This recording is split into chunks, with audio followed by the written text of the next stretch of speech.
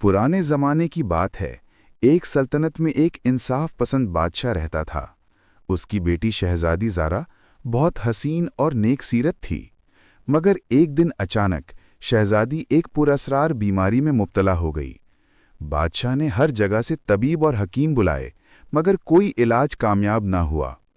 महल में एक निहायत अक्लमंद और बूढ़ा हकीम आया। उसने शहजादी की नब्ज़ देखी और कहा, ए बादशाह सलामत, ये बीमारी आम नहीं है। इसका इलाज दुनिया के किसी दवाखाने में नहीं, मगर एक जादुई वादी है जहां एक नायाब चांदी का फूल खिलता है। अगर वो फूल शहजादी को सुंघा दिया जाए तो वो शिफायाब हो जाएगी, मगर उस वादी तक पहुंचना निहायत मुश्किल है। ये बात सुनकर सब दरबारी खामोश हो गए।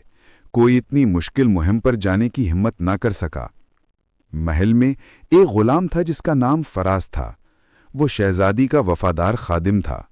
उसने सोचा, अगर सब डरते हैं तो मैं क्यों ना अपनी शहजादी के लिए ये फूल लाने निकलूं।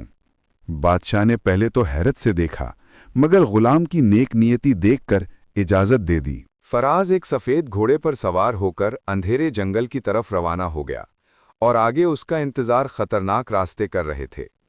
क्या फराज चांदी के फूल तक पहुंच सकेगा? देखिए पार्ट 2 में।